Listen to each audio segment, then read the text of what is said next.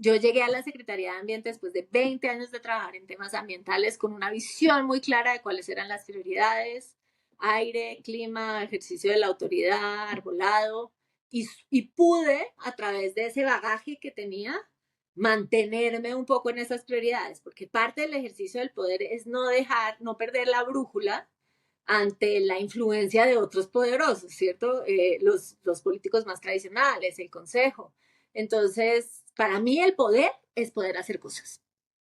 Y en Oye, términos ambientales es poder hacer grandes transformaciones. muy buenas tardes a la gente de Poder Ambiental. Me encuentro profundamente emocionado la tarde de hoy porque estoy acá con Carolina Urrutia Vázquez. Carolina es licenciada en Ciencias Políticas y Administración Pública de la Universidad Iberoamericana de Ciudad de México y una maestría en Política Pública, Conflicto y Recursos Naturales del Harvard Kennedy School. Y en términos de experiencia laboral, Carolina se ha desempeñado como subdirectora de Desarrollo Sostenible del Departamento Nacional de Planeación, fue directora de Semana Sostenible, fue directora de Parques Como Vamos y fue secretaria distrital de Ambiente de Bogotá por 4 años. Carolina, muy buenas tardes y bienvenida a Poder Ambiental. Juan Pablo, muchas gracias por la invitación. Es un placer estar aquí y conversar contigo. Super, Carolina, entonces, ¿te parece si empezamos como por lo más básico y que tú nos pudieras describir muy brevemente qué hace la Secretaría Distrital de Ambiente y en qué consistía tu trabajo ahí? Entonces, la Secretaría Distrital de Ambiente es una de las autoridades ambientales urbanas. Las ciudades grandes en Colombia tienen como autoridad ambiental como parte de las alcaldías, a diferencia de las demás, que la autoridad ambiental está inmersa en la Corporación Autónoma Regional de la región. Bogotá, Cali, Medellín y los distritos turísticos también, Cartagena, tienen autoridad ambiental urbana. Y es o por el tamaño de la población o si tiene unas ciertas características como distrito turístico. La SDA, la Secretaría Distrital de Ambiente, es la autoridad ambiental más grande del país, no por territorio, sino por población y por presupuesto. Y además de tener ese gorro de autoridad ambiental, pues es la secretaría, es decir, es la parte del gabinete de, en este caso, en mi turno, de la alcaldesa, que se piensa los temas ambientales, las políticas públicas, las soluciones, el pensamiento como transversal a los temas de sostenibilidad en la ciudad. En Bogotá tenemos ese doble sombrero. En la SDA hay aproximadamente entre 1.300 y 1.600 colaboradores en cualquier punto. Es una entidad grande, de los cuales aproximadamente 140 son funcionarios y el resto son todos contratistas. Como ustedes se imaginarán, en Bogotá hay muchas industrias, hay muchas fábricas, hay muchos negocios, hay muchos vertimientos, ¿no? Somos una ciudad de 8 millones de personas que vivimos aquí, más otros 1,5 millones, 2 personas que entramos y salimos todos los días. Entonces, los temas ambientales son, por supuesto, bastante complejos. Y ahí está la Secretaría velando por las condiciones ambientales de la ciudad y por el uso sostenible de sus recursos naturales. Se administran las áreas protegidas, que son bastante grandes. Bogotá tiene alrededor del 30% de su suelo bajo alguna figura de protección. La Secretaría administra los humedales y los parques de montaña y da lineamientos para la administración del resto de las áreas que tienen alguna forma de protección. Entonces, es una entidad que trabaja mucho, que trabaja muy duro, que hace muchas cosas y es una entidad realmente bellísima. Mi papel durante esos 4 años como secretaria pues era dirigirla y ser parte del gabinete, digamos, de las discusiones ambientales y de todo tipo en la ciudad, y de proponerle a la alcaldesa, al gabinete y a la ciudad políticas públicas ambientales, de sostenibilidad y de cambio climático. Entonces, tú le reportas, es decir, la Secretaría Distrital de Ambiente, una secretaría es como el equivalente a un ministerio dentro de la Presidencia de la República y tú le reportabas directamente a la alcaldesa. Así es como un ministerio local que tiene la ANLA adentro, Súper, básicamente. y gigante, claro. Claro, Bueno, no tenemos entonces, los licenciamientos grandes porque esos van al ANLA, pero la Secretaría pues da todos los permisos que en el caso de Bogotá pues son relativamente grandes, y son muchos, muchos, muchos. Hay muchos expedientes en la autoridad ambiental en Bogotá, hay casi 40.000 expedientes, porque son muchos permisos chiquitos. Ok, Carolina, y digamos que dentro del trabajo tuyo, tú pudiste observar qué tan político es el medio ambiente en Bogotá, es decir, como cuáles son las principales preocupaciones de los bogotanos y bogotanas, qué les duele en términos de lo ambiental. A ver, yo te diría que pues es súper político y político es algo bueno. Para las personas como tú y yo que llevamos un ratico en ambiente, y más yo, eh, llevamos muchos años luchando porque la gente se interese por los temas ambientales, ¿no? En un principio, hace 20, 25 años, éramos un poco fuera del mainstream, ¿cierto? Como que no nos ponían tantas bolas. Y siempre estábamos insistiendo en que queríamos que los temas ambientales fueran importantes en las agendas electorales, que la gente se preocupara por estos temas, que estuviera activa. Y en Bogotá eso se logró. Se logró por muchos motivos, algunos de ellos positivos y otros negativos. Por el lado negativo, quizás porque durante varias alcaldías, puntualmente las alcaldías del exalcalde Enrique Peñalosa, hubo muchísima conflictividad alrededor de los temas ambientales. Y esa conflictividad atrajo mucha atención por parte de los actores sociales y políticos a los temas ambientales, quizás el principal siendo los humedales, que fue donde más conflicto hubo y donde más organizaciones hay como muy activas en la defensa de esos ecosistemas. Y por el lado positivo tiene que ver con una sociedad civil muy organizada, muy preocupada, muy educada, muy enterada, que realmente se ha interesado por su cuenta en tener un papel muy activo en el cuidado del medio ambiente. Entonces te diría que son las dos y quizás una tercera, y es que en una ciudad como Bogotá, los temas de los permisos y las sanciones ambientales se convierten en un posible freno para la actividad económica. Entonces, también hay mucho interés por parte del empresariado, de las cámaras de comercio, en que la autoridad ambiental sea fuerte y esté, digamos, a la altura del reto de mantener esta ciudad políticamente activa, digo, económicamente activa, particularmente en un periodo como en el que nos tocó a nosotros de desaceleración por la pandemia, en el que activar la economía adquiría una importancia adicional. Y en esa línea, digamos, uno observa que en centros urbanos, no sé, por ejemplo, lo que está pasando ahorita en Ciudad de México, que está a punto como de quedarse sin agua, o en otras ciudades del mundo en las que hay unos problemas de calidad del aire gravísimo.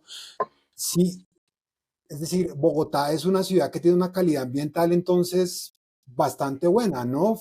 ¿O tú qué opinas? A ver, Bogotá es muy afortunada, también ha tenido buenas políticas públicas y mucha continuidad en las políticas públicas más importantes, pero es además geográficamente muy afortunada. A Bogotá le llega el agua solita, o sea, cómo llega el agua en la Ciudad de México realmente es una aventura, digamos, suprema. México es muy seco, tienen unos retos muy diferentes. Nosotros estamos bajo el sistema de páramos más grande del mundo, con otro sistema de páramos chingadas al lado. El agua nos baja por gravedad, o sea, realmente no tenemos que hacer mucho para que nos llegue el agua, tenemos que hacer mucho por cuidarle, porque tenga buena calidad, pero además tenemos la empresa de acueducto de mayor calidad del país. Entonces se juntan unos factores institucionales con unos factores geográficos y meteorológicos que hacen que esta ciudad no tenga problemas similares a Cape Town o a México, que realmente tienen que hacer un esfuerzo descomunal para que les llegue agua. Eh, y por otro lado, pues sí, no te diría yo, tiene unos índices de calidad ambiental tan espectaculares, estamos en la tarea, pero sobre todo ha tenido un avance progresivo que se ha sostenido en el tiempo. Es decir, la mejora en calidad del aire de Bogotá de los 90 hasta hoy es súper notable, particularmente en términos de la inversión que se ha hecho en transporte público. El SITP de Bogotá pasó de construir más del 25% de la material particulado al aire, al total de la contaminación de la ciudad, pasó a contribuir el 4%. ¿En Son cuánto tiempo? porcentajes Pero, en 12, 16 años. pero eso es increíble, o sea, Increíble. eso es increíble, increíble, Increíble. increíble. Y no porque las demás necesariamente hayan crecido, porque aquí, digamos, desde las industrias ha bajado mucho la contaminación, no necesariamente, sí porque la autoridad ambiental ha apretado un poquito, pero sobre todo porque a la gente le sale, es económicamente, tiene mayor sentido usar gas que carbono o otros combustibles. Eh, Claro. el gran tema de los próximos años va a ser la carga. que sí realmente está en un atraso terrible, que ya después podemos conversar de lo que dejamos instalado para atacar ese problema, y las motos, que hoy yo hace rato, lo que es dejar de ser funcionaria pública, hace rato no, hoy fui a dejar a mi china al aeropuerto que tenía una excursión y me vine por la 26 y por la Boyacá y la nube de motos es realmente visualmente muy impresionante. En la medida en que Claro. vaya mejorando el transporte público, el metro y demás, la gente se bajará de la moto, que tampoco es tan cómoda comparada con un sistema de transporte más eficiente. Pero los años de atraso que ha habido como en poner al día el sistema de transporte público, lamentablemente hubo un par de alcaldías en las que no se hizo ni un kilómetro nuevo Mm. de troncales de Transmilenio, ni se compraron buses nuevos ni nada. Ese atraso ha llevado a la gente a subirse a la moto mucho más. Entonces, la carga de las motos representan un reto realmente grande, pero en términos generales, Bogotá ha venido mejorando constantemente en temas, sobre todo de contaminación y en declaración de áreas protegidas también. Entonces, estoy de acuerdo con tu aseveración de que Bogotá está bien. En aire es de lejos, y siempre lo repito hasta el cansancio, el problema ambiental más grave que tiene Bogotá.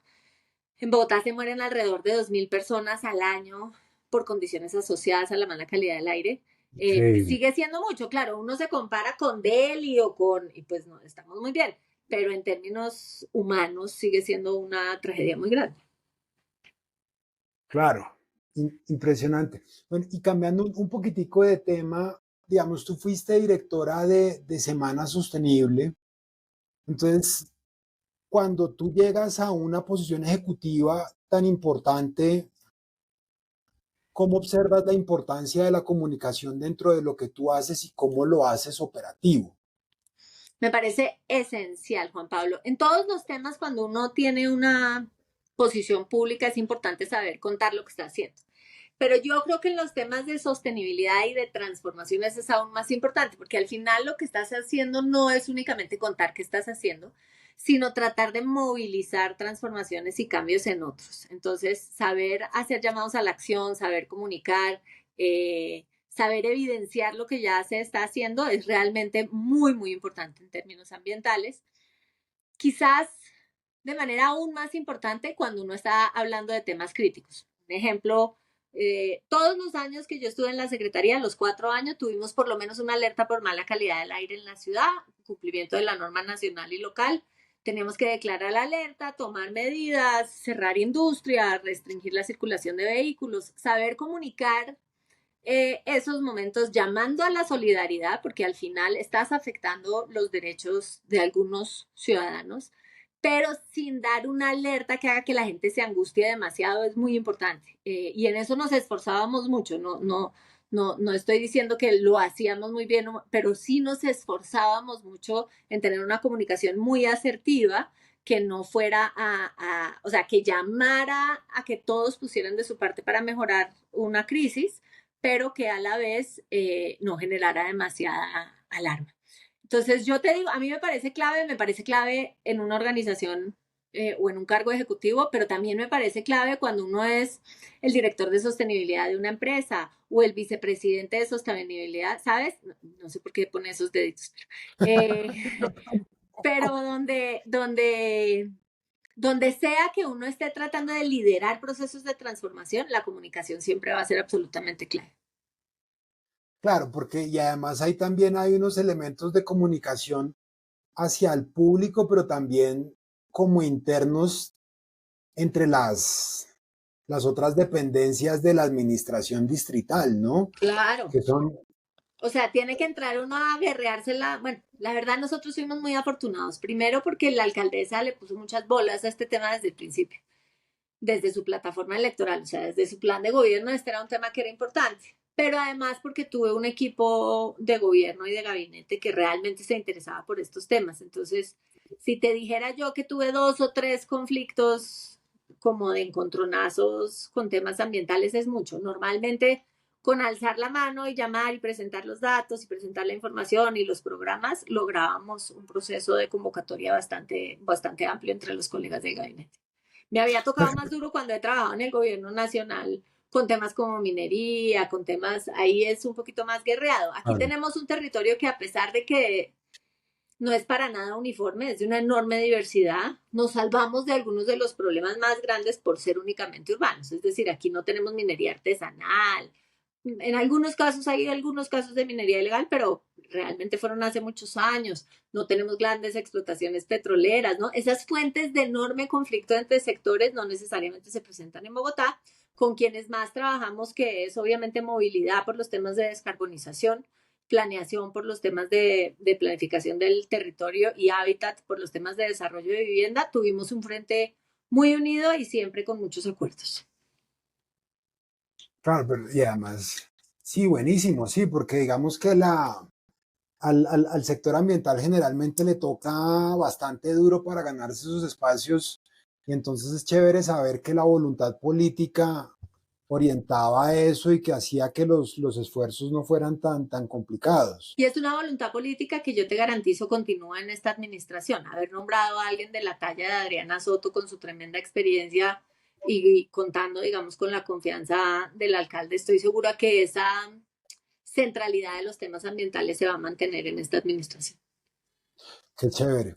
Oye, y otro tema es, digamos, ahorita cuando yo te estaba presentando, pues tú llevas toda una vida, pues tú eres muy joven, pero has hecho muchísimo trabajo en términos de medio ambiente.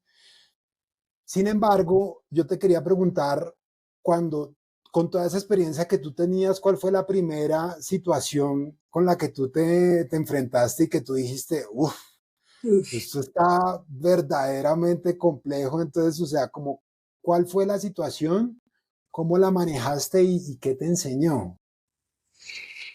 Te diría que quizás la primera fue lo que hemos denominado la ola invernal 2010-2011. Yo trabajaba en el Departamento Nacional de Planeación, lideraba el área ambiental, que era la Subdirección de Desarrollo Ambiental Sostenible en ese momento, cuando llegaron esas lluvias tremendas del 2010, que realmente arrasaron con buena parte del país.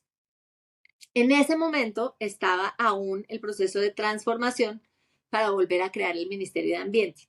Estaba en ese momento todavía el Ministerio de Vivienda con Ambiente y se había nominado a Sandra Besudo para ser ministra, pero le faltaba un papel, entonces no se sabía si se podía o no se podía. Digamos que había un pequeño, aunque estaba el ministerio, por supuesto, siempre hubo Ujú. encargados durante esos meses porque no había certidumbre de quién iba a ser ministra o ministro. Y en ese momento, entonces yo estaba dirigiendo el área de planeación y se decidió pues obviamente se activó lo que en ese momento se llamaba el Fondo de Calamidades, que es como el fondo de recursos que se pueden usar a discreción en el marco de una emergencia de ese tamaño. Eh, y yo me sentaba ahí como representante del Departamento Nacional de Planeación y en planeación, por supuesto, también supervisamos todo el presupuesto de inversión del sector ambiental desde el área que en ese momento yo dirigía. Entonces, de alguna manera, acabé aprobando toda la plata de atención a la calamidad de la ola invernal de 2010-2011 con unos problemas tenaces en el país, con muchísima presión política y al tiempo, con base en esa emergencia, tratando de sacar adelante una reforma a las corporaciones autónomas regionales que quería el presidente Santos que liderara el Departamento Nacional de Planeación.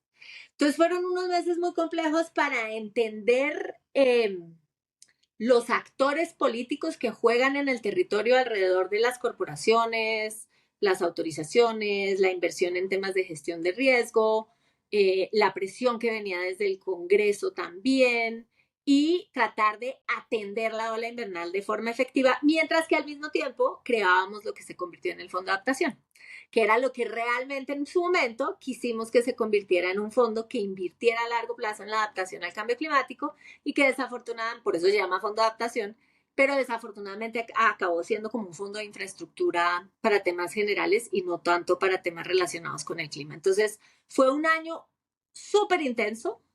A la vez estábamos sacando plan de desarrollo, o sea, fue como plan de desarrollo, reforma a las CARS, atención a la emergencia y creación del Ministerio de Ambiente. Fue súper intenso y fue enormemente educativo en términos de lograr comprender la complejidad del poder ambiental regional. Y ahí, claro, porque se comprende sintiéndolo, ¿no? Es decir, como cuando le cae a uno encima. Entonces, o sea, ¿cómo maneja uno eso? Pues porque a veces cuando yo tengo una situación, yo digo, no, pues la voy a embarrar y la gente como que se va a poner brava conmigo o algo así. Pero en el caso tuyo, digamos, venían como a tu cabeza, va a quedar gente desatendida en los territorios. Es decir, eso cómo lo maneja uno Pues como personal. afortunadamente esos procesos siempre son muy colegiados. No quiero que parezca que yo estaba ahí solita en mi computador destinando billones de inversión.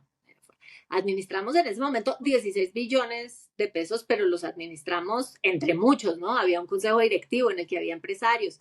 Yo creo que ese fue uno de los grandes aciertos del presidente Santos, que fue frente a un problema de esa magnitud, sentó a la gente a la mesa. Entonces, estaba el Mm. presidente de Bancolombia, y estaban los empresarios paisas, y estaban los empresarios bogotanos. O sea, tomábamos decisiones de manera muy colegiada, y el equipo de planeación nacional, Dios lo guarde en estos momentos de duda, siempre ha sido un equipo realmente espectacular técnicamente hablando. Entonces, cuando necesitábamos la evidencia de lo que se tenía que hacer, teníamos a la mano unos equipos técnicos, tanto en ambiente como en gestión de riesgo, que realmente nos ayudaban a tomar las mejores decisiones posibles. Entonces, uno lo enfrenta. Yo siempre digo que uno no tiene que saber todo, tiene que saber a quién llamar. Y ahí teníamos a quién llamar.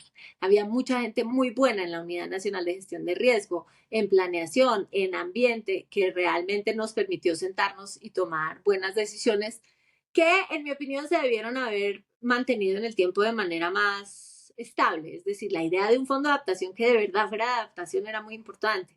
Eh, ese tipo de decisiones que en su momento no. Yo creo que, por ejemplo, el niño de este año, y la sequía se hubiera enfrentado mucho mejor si tuviéramos un fondo de adaptación que tuviera la capacidad de desembolsar recursos de manera rápida y no depender de la ley 80.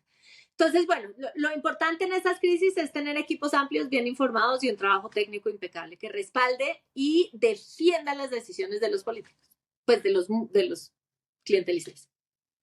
Ahí tú ahorita estabas mencionando como la importancia de lo colegiado. ¿Qué tan importante es la participación dentro de la gestión de lo ambiental? Es decir, como, Uf, súper importante. Y siento que hay que meterle, ese es uno de mis, ojalá logre dedicarle tiempo en este tiempo profesional que se viene, porque siento que aún no sabemos hacerlo muy bien. Hay unas expectativas muy altas por parte de las comunidades, por parte de las organizaciones, de cómo deben participar en los temas ambientales de manera incidente. Y a la vez hay una bajísima capacidad institucional para asumir esos compromisos de la participación incidente. claro, Lo sí. veo ahorita todo el tiempo con este Ministerio de Ambiente, tiene unas promesas muy, muy amplias en términos de participación, e incluso a ellos, pues es que hay un momento en el que hay que tomar la decisión. Muchas veces las comunidades van a querer participar y participar y participar, hasta que las cosas se hagan exactamente como ellos quieren, pero el deber de la autoridad es llegar a un equilibrio entre los intereses de todos, no solamente de los que tienen más tiempo o energía para participar. Entonces, eso es sumamente complejo. Cuando dice uno, bueno, hasta aquí, no más, sin quitar el derecho a la incidencia, ese es un reto muy, muy grande que estoy segura se está abordando de manera correcta en otros lugares. Para mí, gran parte de la respuesta está en certidumbre en las reglas del juego desde un principio. Es decir, si uno abre un proceso de participación y desde un principio dice, vamos a hacer 5 reuniones, van a ser 5, 3 martes y 2 sábados, van a funcionar de esta y esta manera, quien venga tiene que traer propuestas con claridad, pero no cerrando demasiado, porque lo otro es que a veces esos espacios de participación, para poderlos formalizar, lo que se hace es que se cierra demasiado, ¿no? Su propuesta tiene que llegar en una tarjeta de cartulina de 3x2, escrita con letra Arial a 12, ¿no? Y ya se cierra tanto que no aplica. Entonces, yo creo que ese es uno de los grandes retos, pero sin duda alguna, tanto por el convenio de Escazú como porque tiene sentido, como por el principio desde la Declaración de Río, la participación en temas ambientales es realmente muy importante, y es muy difícil que alguien salga de un proceso de participación satisfecho. Muy difícil. Claro, sí, claro, porque son intereses convergentes, pero los intereses misionales de las personas que participan en ese proceso son diferentes. Entonces, es profundamente complejo. Ese es un reto difícil. Porque además, digamos, vamos a ser honestos, la gente que tiene tiempo para participar no es toda la gente, ¿no? Mucha gente no tiene la oportunidad de ir a las juntas de los vecinos, al espacio en Twitter, y no porque no tengan oportunidad de irse a sentar, tenemos que quitarle importancia a sus opiniones en general, ¿no? Entonces tiendes a tener una sobrerepresentación de gente que está pensionada, estudiantes, gente que tiene mayor flexibilidad en su tiempo y en sus horarios, suelen ser los que más participan. Pero hay otra Claro. gente que trabaja en empresas, que tiene un horario en el que no le permite. Entonces, ¿cómo haces para garantizar que en todos sus formatos la participación es efectiva en reflejar las preocupaciones de toda una sociedad? Es un camello, es muy difícil y estoy segura que alguien tiene mejores ideas de las que yo he tenido para eso. Claro, pero es profundamente compleja. Bueno, oye, la última pregunta específica que te iba a hacer es, ¿cuál fue tu mejor momento como secretaria distrital de Ambiente? Como que llegaste a la casa y te... ¡Ay, sí! Tengo muchos muy felices. Ser funcionario público es duro, es exigente, pero también es muy feliz. Es la oportunidad de realmente transformar realidades, particularmente en el gobierno local. Yo llevo toda la vida diciéndole a la gente, trabaja en el sector público, aunque sea 6 meses. O sea, hasta que uno entiende lo difícil que es tomar decisiones y hacer cosas, es difícil tener la autoridad moral para ser crítico con la, con lo que está sucediendo en el mundo. Y ahora le digo a la gente que trabaja en el gobierno nacional que se vaya a lo local, porque sin haber pasado por lo local, uno no entiende lo difícil que es regular acertadamente. Tenemos mucha gente en los gobiernos nacionales que produce norma, decreto por aquí, decreto por allá, manual por aquí, manual por allá, desde lo técnico, desde el escritorio, y eso cuando llega al territorio hay como un, ¿y esto con qué se come? Y si eso pasa en Bogotá, donde tenemos predial, impuestos, cercanía con la gente, la mayor parte de la economía urbana es legal, entonces en esos casos, imagínate cómo será en Titiribí y en Cucunubá, si en Bogotá no logramos implementar las normas nacionales. Entonces es muy importante que la gente que quiere trabajar en el gobierno nacional pase por los gobiernos locales y entienda la complejidad de realmente instrumentar las normas que se crean desde lo nacional. Entonces, con diciendo eso, mi momento más feliz sin duda, nosotros creamos un programa que se llama Mujeres que Reverdecen, que es un poco inusual para el sector ambiental. Es un programa de subsidios condicionados, transferencias monetarias condicionadas para mujeres en condiciones de vulnerabilidad, en su gran mayoría mayores de 45 años, que trabajan 20 horas a la semana en cuidar los espacios verdes de la ciudad. Jardinería, remoción de espacios invasores, limpieza de humedales, barrido, todo lo que significa mejorar las condiciones ambientales de la ciudad. Sembrar, huertas, tenemos una variedad de actividades. Y eso fue transformado. O sea, ahí logramos atender a más de 10.000 mujeres con el apoyo de las Naciones Unidas, que como te digo, tenían unas condiciones de vulnerabilidad bastante altas y oír ambos lados de la historia, el amor que le cogieron a los temas ambientales, lo que aprendieron de cambio climático, de ecosistemas, de lo que está pasando en la ciudad. Y por otra parte, como esa transferencia de 600.000 pesos les había incrementado su autonomía, mujeres que nunca habían trabajado, que no habían pasado por el sector educativo, que habían logrado a través de esa plática dejar al marido golpeador, dejar el primer ahorrito para comprar una casa, poner un negocio con las vecinas, compartir sus responsabilidades de crianza con las amigas que hicieron en el programa. Eso fue lo más bonito. El día que graduamos, que cerramos el programa con la alcaldesa, fue el día más feliz de mis 4 años, sin duda, porque realmente uno desde lo ambiental hace muchas cosas. O sea, ay, que la norma, que la política, que bajamos las emisiones, pero transformar la vida de la gente y su relación con el ambiente, eso es súper poderoso. Por ejemplo, desarrollar una actividad de eso, ¿qué tanto esfuerzo tiene como desde el punto de vista político? Es decir, ¿a cuántas personas hay que convencer? O sea, ¿qué tan difícil es hacer eso Pues a ver, en... así como la pandemia fue una maldición, también fue una bendición para este tipo de cosas. La ciudad estaba tan golpeada y el país económicamente Claro. que pudimos ir al Consejo y pedir recursos de emergencia, tener cierta flexibilidad en el uso de esos recursos, asumir cupos de endeudamiento para tener más plata, o sea, nos gastamos una buena cantidad de plata en esos programas. Entonces, yo no sé si eso se podría montar por fuera de una emergencia social. Esto respondió a unas condiciones muy específicas en las que todos y todas estábamos tratando de ayudar a la gente que realmente se había quedado sin qué comer. Entonces, no sé si en condiciones normales podría montarse con la misma facilidad. Ok, listo. Ya, aquí en Poder Ambiental tenemos una tradición y es que nosotros le preguntamos a todos nuestros invitados e invitadas, para ti, ¿qué es poder y qué es política? La política es el ejercicio de acceso al poder. Y el poder, aunque tiene una connotación ligeramente negativa, para mí es poder hacer cosas. No es el poder de sentirme poderoso, no es el poder desde el ego. Es el poder de sentarse y decir, como en el caso de mujeres que reverdecen, yo estoy preocupada por las condiciones de las mujeres cuidadoras de esta ciudad, voy a montar algo para ayudarlas. Estoy preocupada por la calidad del aire, voy a montar el plan aire y voy a enfocarme en el suroccidente de la ciudad donde están los peores. Es decir, y yo creo que por eso es tan importante llegar a tener poder, chiquito, grande, mediano, con experiencia. No porque la gente joven no tenga mucho que aportar en términos de poder, sino que uno tiene que saber el poder para qué.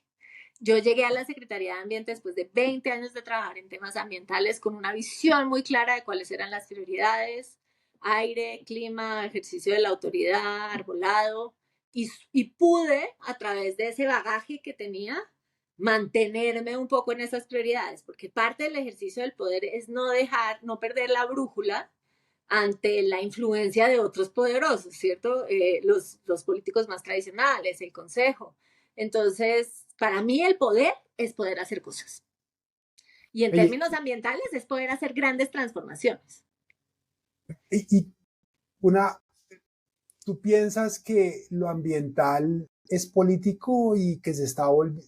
Sí, o sea, esa es la pregunta. ¿Tú crees que lo Total, ambiental es político? total. O sea, yo creo que lo ambiental tiene un aspecto político. El medio ambiente tiene muchas dimensiones. Ujú. Eh, la dimensión técnica, ¿no? En el mundo de la conservación, cómo se hacen las cosas, hay muchísimas dimensiones, la puramente ingenieril, qué contamina qué, cómo, qué componente con cuál, eso también existe, hay muchas.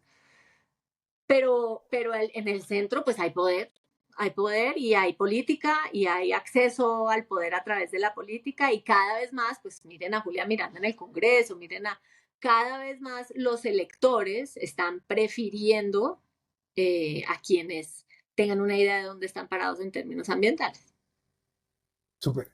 Carolina, muchísimas gracias por este espacio. Espero que no sea la última vez que estés aquí en Poder Ambiental y qué bueno que estés de vuelta otra vez opinando y todo el asunto. Este país necesita personas como tú hablando de medio ambiente, de manera que muchísimas gracias por estar acá. Muchas gracias por las flores, Juan Pablo, y felicitaciones por este espacio que realmente es muy necesario.